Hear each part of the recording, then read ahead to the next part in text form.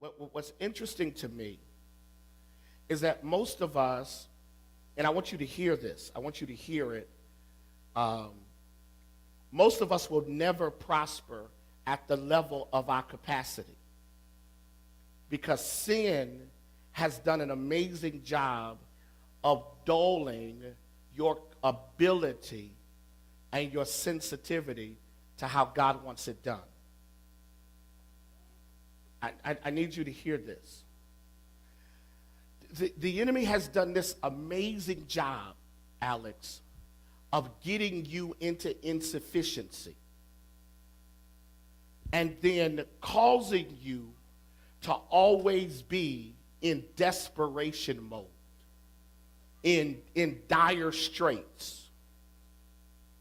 The enemy's done this amazing job of getting you into desperation mode.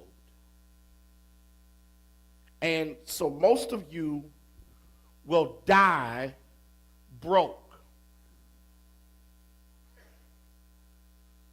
Most of you will die broke. And that's a very difficult thing for me to say. And as we get ready, Chris, to go into Missions and Evangelism Month, like just the last 2 days, and it's not stuff I can really talk about right now because it's still very, but the last 2 days, 2 opportunities has dropped in our lap that if our church manages it well could be worth millions of dollars in opportunity and jobs and influence. But if you don't have people who think kingdom, and I'm not talking kingdom like shouting and speaking in tongues. Okay, I'm talking about this understanding that God doesn't like. Look, good example. I'm going to deal with something in a minute. I pastor a church filled with people who have gotten used to struggling, and you superimpose that on the culture of the church. So here we are getting ready to do like mission and evangelism.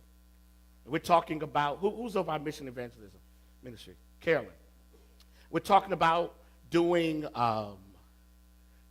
India and Haiti and all the stuff that's on our plate for us to be able to do, Henrietta. And yet, you can't do that kind of ministry if you're tied to people who are defeated before they ever walk around the offering table. Most of you are defeated, like you just saw me give. Most of you are defeated right there. And that's going to be what affects your faith for the rest of your life, right there. Right there. Right there. Right there. And you're going to come in here and you're going to shout, because shouting and praising the Lord is free. Don't cost you nothing.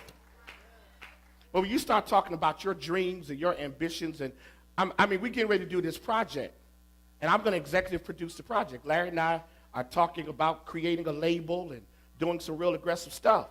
It ain't going to be cheap.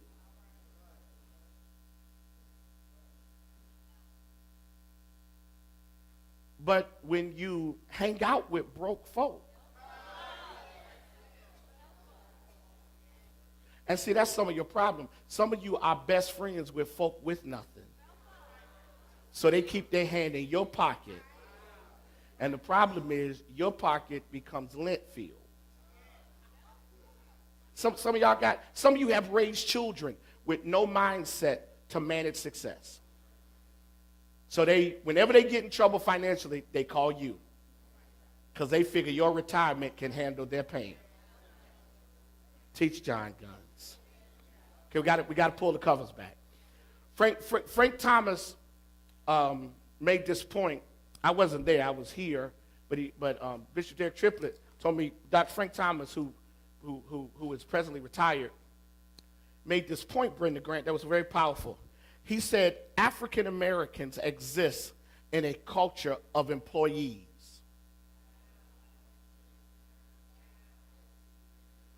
We are employees.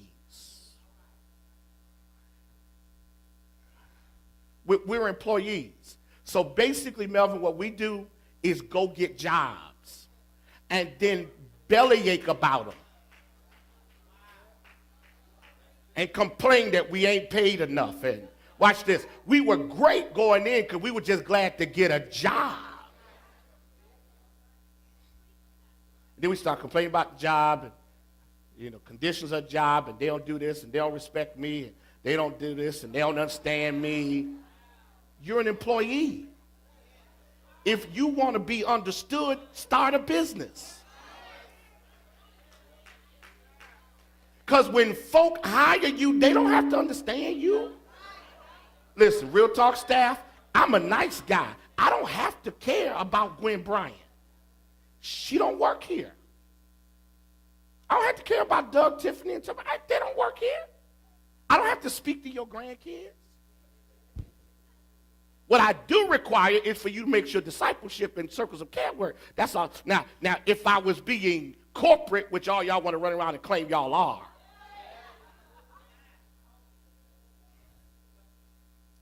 corporate word don't care nothing about your wife.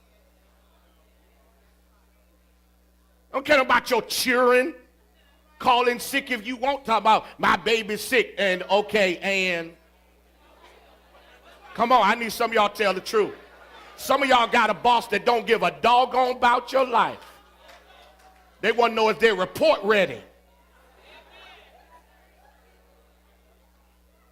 So because we've created that culture here, Doug, and because I do care about Gwen and your 3 children and all them grandchildren you got, it ain't going nowhere.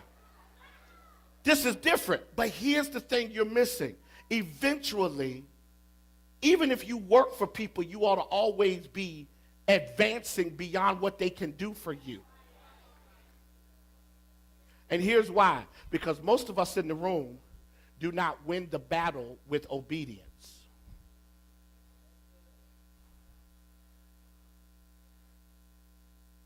I mean, when I tell you that God has done some stuff in the last 2 weeks of my life, Brittany, that's just been absolutely stupidly, amazingly, wonderfully, awesomely, great, good,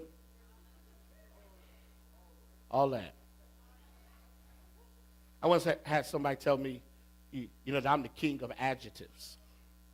I said, well, thank you. That's an incredible compliment. Here, Amos chapter 9. When I saw this, I understood it propelled me, because I walked away from Amos 9 understanding that my life ain't under the authority of nothing but my obedience.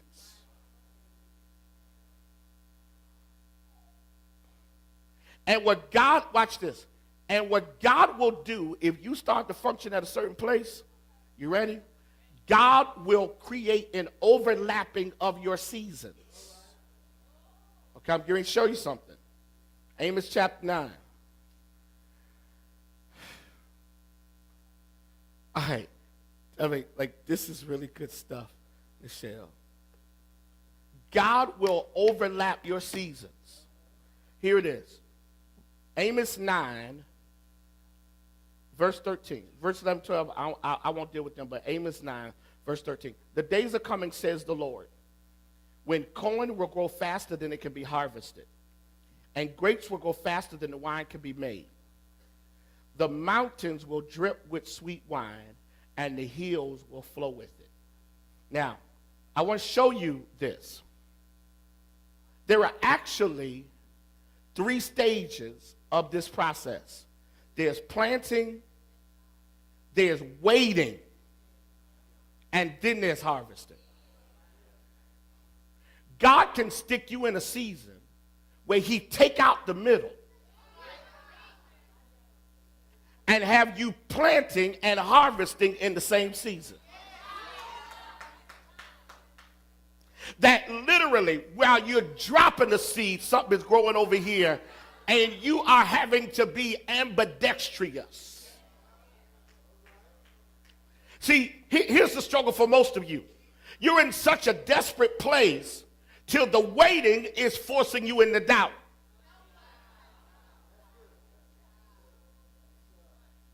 Because your situation is so jacked up till waiting works against you. So you watch this, but you ain't got a track record that gets you in the overlapping seasons.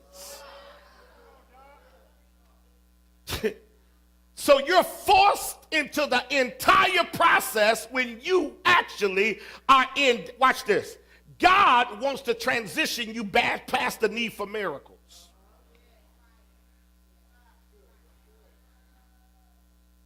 Some of y'all are, that's why every prophet, priest, and anointed person that walks in the building that has a prayer call, an altar call for struggling people, you up here every week. Have y'all noticed I don't do them altar calls with y'all?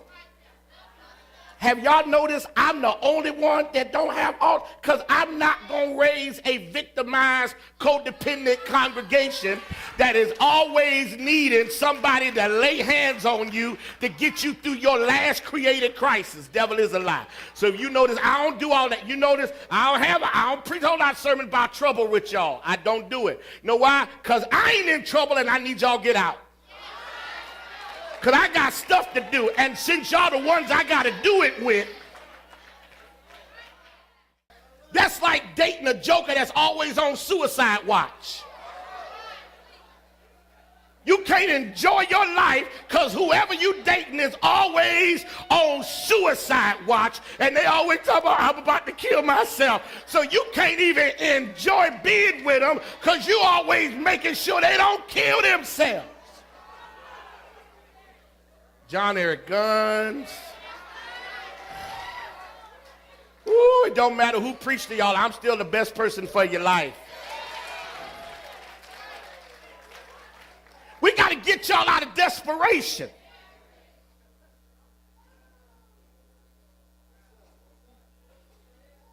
And if you ain't tired of this, listen, let me tell y'all the season I'm in. I need all haters to leave right now. I'm about to tell you the season your pastor is in. I need every hater to leave right now. Because what I'm getting ready to say is going to expose the hater in the haters. I'm in a season that is so wonderful till I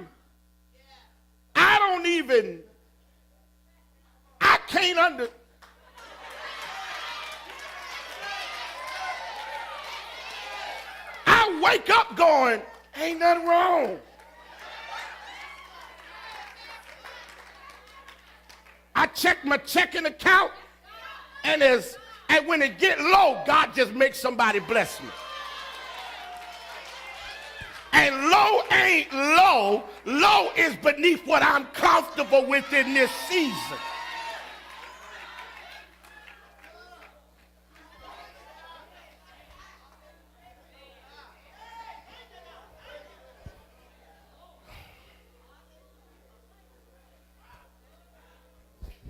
I'm living in the best house I've ever lived in.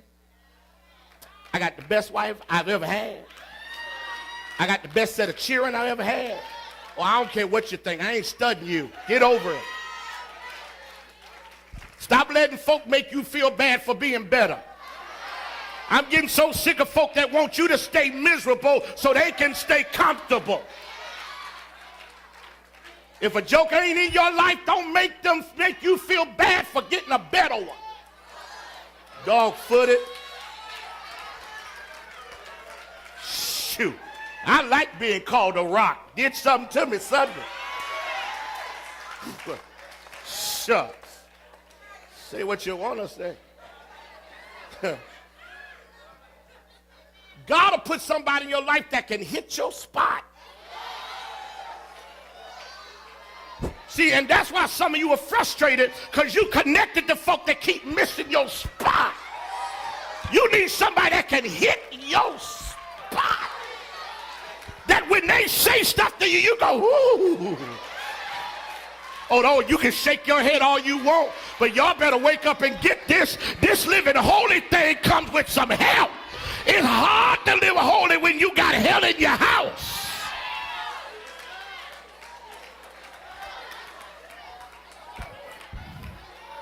Thank God I hit the spot, First Lady, hit the spot.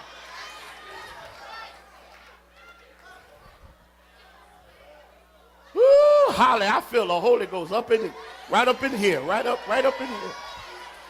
See, Gail, that's been the challenge. And what happens is the enemy gets you in seasons. Watch this, where your wait time is so long till you don't even remember when you plan it.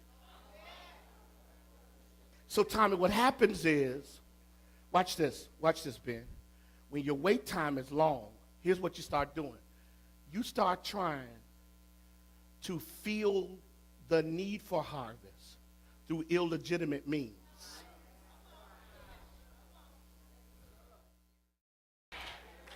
Watch this. Here's the first thing.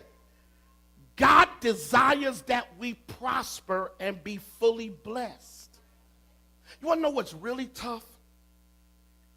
Is many of you, Tammy, are suffocating your natural desire to be rich and free to live a life of high standard.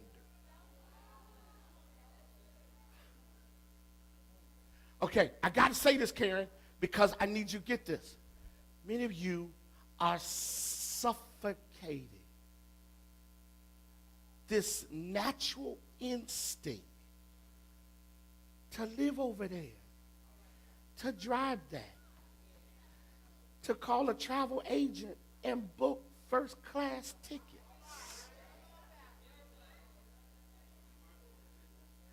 To take your children on shopping sprees. I know that sounds real material tonight. That's fine. Say what you want to say. I came to be very superficial so I can make you very spiritual. But you, come on, can I get some folk to be real? Can I get you to be real tonight? Can I get you to stop? Don't, listen. You ain't got to fake it with me. We in the same room. Hold that, player. You ain't got to fake it with me. Don't you really want that extra room? Don't you really want that house with the theater room and the chairs that when you hit the button? Come on, really? Ain't you kind of tired of Orlando? Come on now. It's time to go about it. And you want to go to countries that folk don't even have no name. Yeah. And you want to check in the presidential. Why you think you watch all them shows about the rich and the famous? Because God has really created you to want a life. And the moment I stop lying to myself and admit it, I really want a part of my happiness.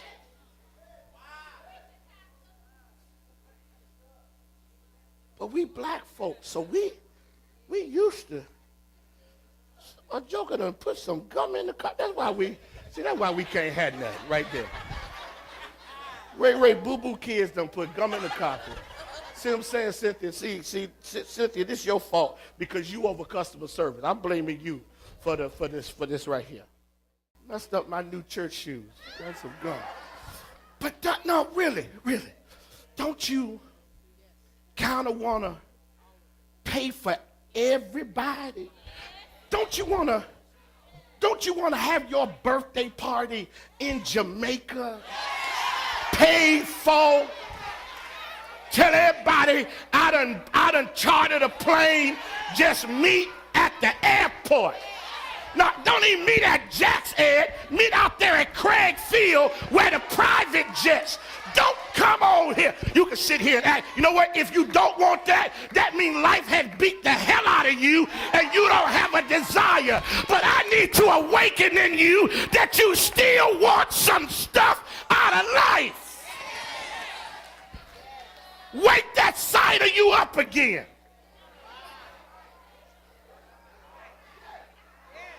Wake that up. Wake that side up. You've let it die because sin and failure has made you settle.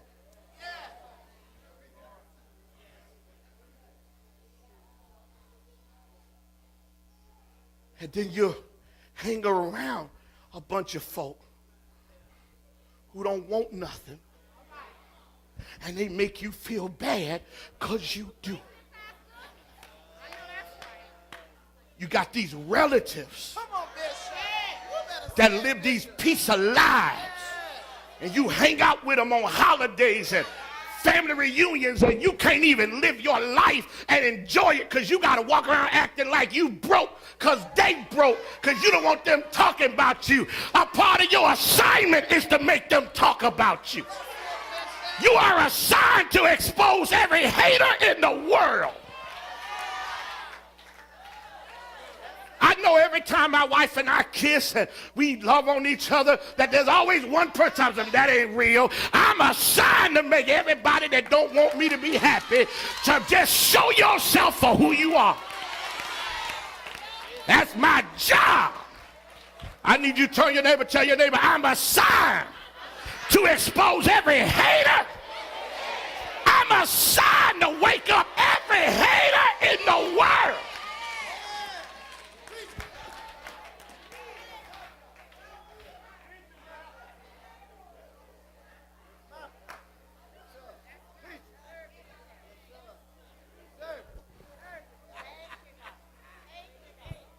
What? Hold on. Gracie, y'all can sit down for now. I'm all right. If anything jump off, y'all know what to do. Why you think, I got a question. Why you think God started Adam out at the top and he could only go down? Why didn't God do like we do? Start with nothing. And work your way up. God started humanity with all of it. And then he said, take all of it and do more with it. But us, we get booted out of our parents' house with nothing.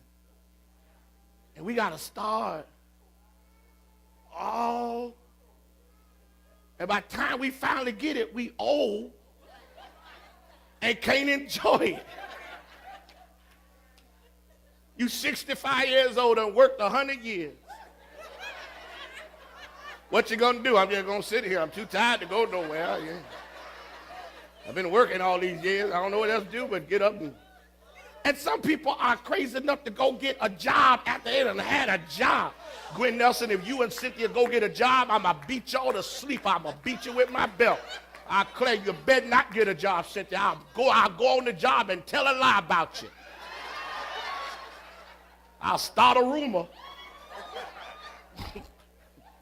You know she steal.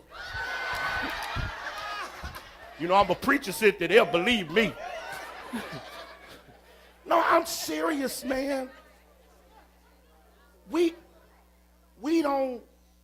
lost the desire to be something you naturally. That's why you're so frustrated, because you trying to suffocate your real desire, and we go around calling it sin. It ain't sin that I want to fill up my gas tank, and it happens to be a Bentley. You better say that. You better say that. It ain't sin that I want to give each of my daughters when they graduate from college $1 million trust fund. Why is that sin? Wow. It ain't sin that I want to walk in church and say, I need $1 million, and y'all and one of y'all jump up and say, what else?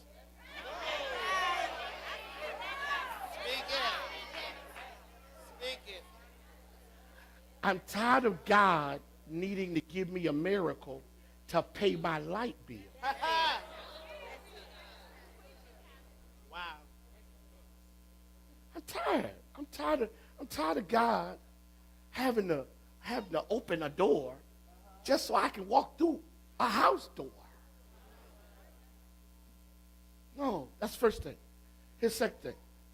Thank you, Douglas. You're wonderful. Watch this. Here's the other thing. God has designed an entire system to make one seed grow. This messed me up because the way our house is configured, I was sitting out yesterday. It was raining, and I like sitting outside. I'm an outside guy. So I'm sitting outside, on the little thing, and it's raining. I'm looking at the rain. And the Lord said, all this is so this seed grow. He said, I'm sending all this so this seed grow. And he said, when I get done sending this, I'm sending that sun so this seed will grow. I'm even going to send some lightning and some thunder to work in process. I'm going to stick these animals around here so I'm going to let you eat, let that stuff come out of you, and let all that stuff. Now I'm going to take your stuff and put it to that seed. So I got a whole system designed, make that seed grow.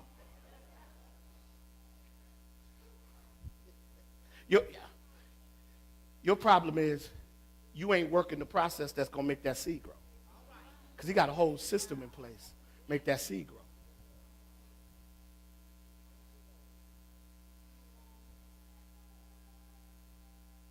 So, man, he's been trying to get your seed to grow. I really had to. In fact, what he did was he gave you seeds. You ain't know it was seeds. So you went and spent it on hair.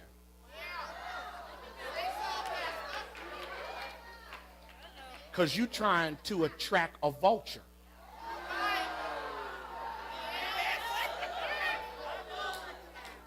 So neither by the time you get your vulture, they eat up your seed.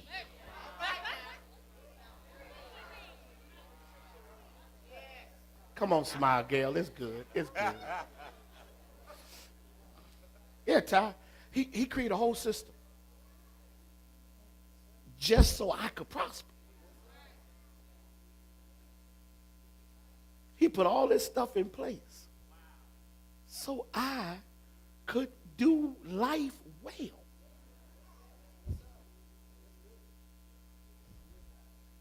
Here's the third thing. And this is the thing that messed me up. You ready? Third thing. What? I know this cause drives me crazy. Watch this. Third thing. And this is the thing that messed me up. Many, however, attempt to, watch this, circumvent the process. How do you spell circumvent? Do your best. To work around the process. And here's the thing that messed me up. Watch this. Watch this, Robin. Watch this. Connie, watch this. Circumvent the process and contradict his nature. Here's the thing that messed me up. Stephanie. God has built a process that's his nature.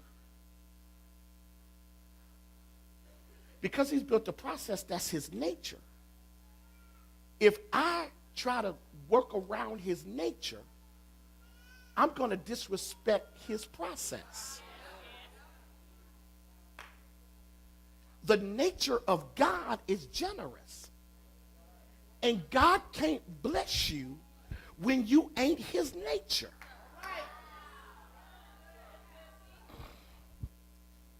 See, here's been, and watch this.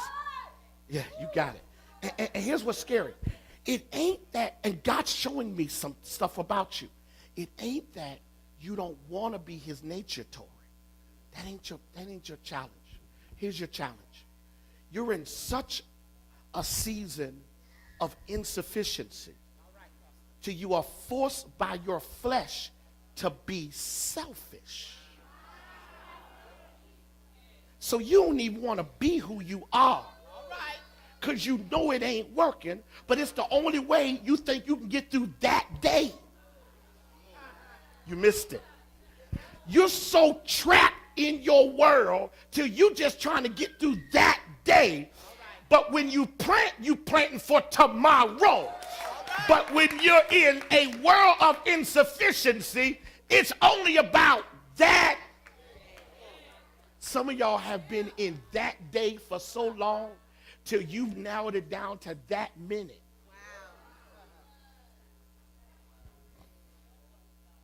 This is huge.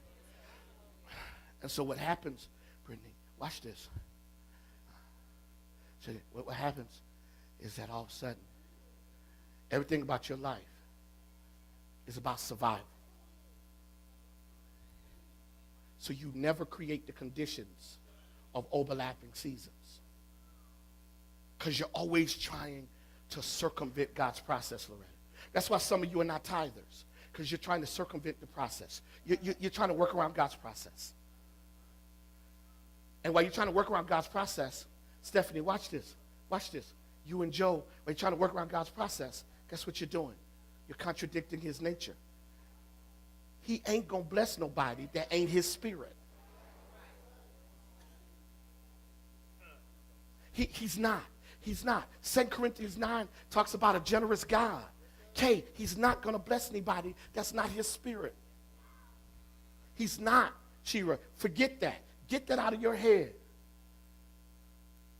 He's not going to do it. Jonte, he's not going to do it. He's not going to do it. I don't care. I don't care how nice of a person you are. I don't care how sweet you are. He's not going to do it. Because, watch this, Dia. Because, watch this, Randy. Watch this, Keisha. When you don't function out of his process, he ain't obligated. It's good to see you always, Sis Joanne. You bless me every time I see you. Because you're just one of those wonderful stories in here. And that's the thing. I got this amazing young adult church, and y'all are driving me crazy. And you want to know why? Because you guys are hearing me talk about this stuff week after week and year after year. And some of you are still in the merry-go-round of struggle. Please don't take this disrespectfully. Still having babies with men that don't want you.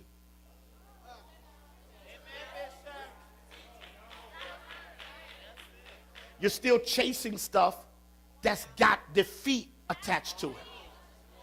No, I love you. I'm trying to tell you the truth.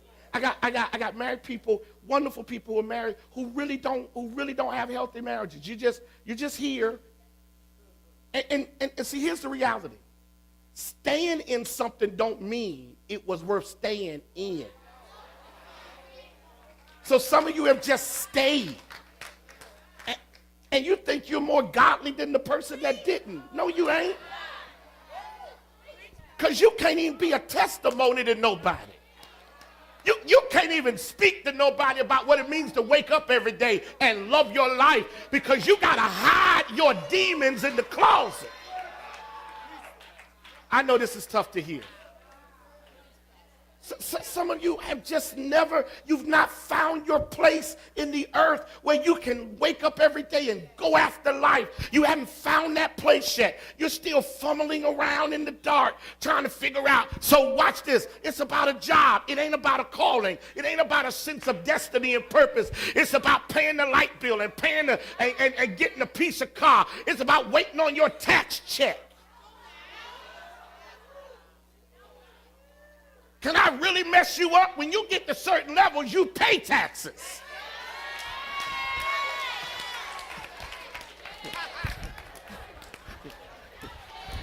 Unless you are a shrewd operator. Real folk with real money write tax checks.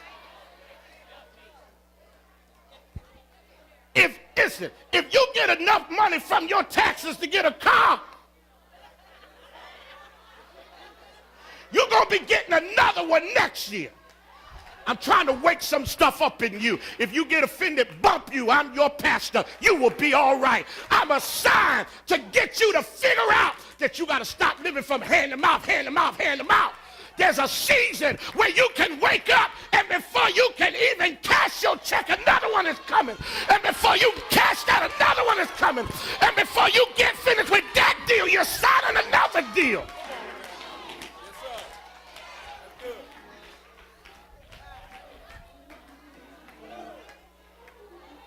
God is sick of you waiting at the mailbox a week in advance.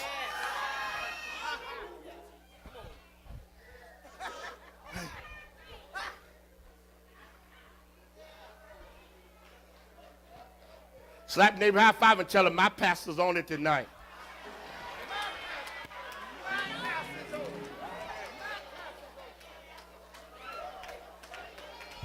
Somebody holler back at me, overlapping seasons.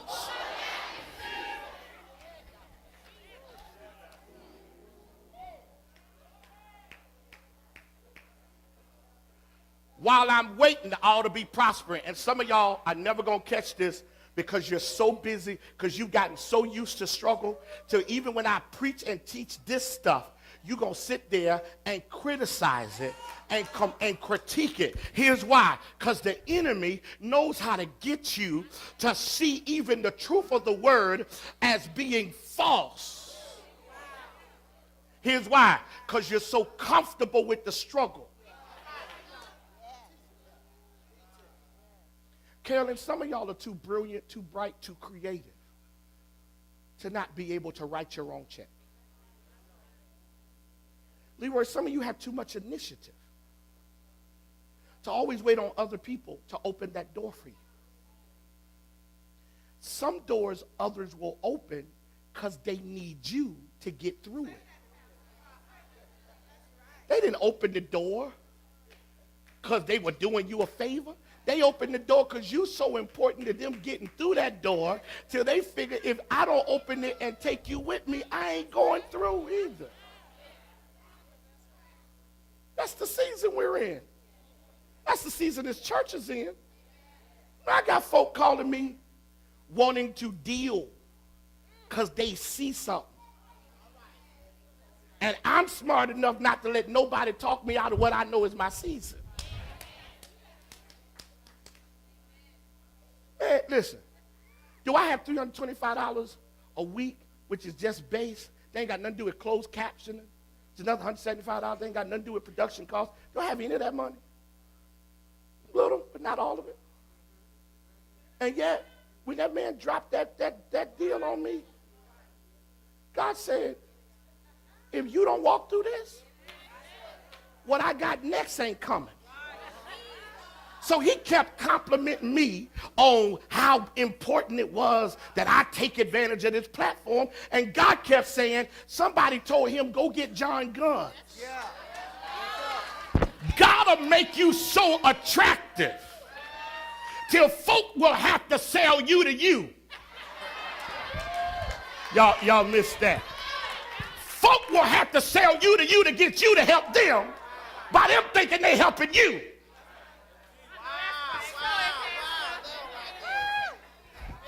Slap your neighbor high five and say, neighbor, God's about to create a marketing firm to handle my anointing.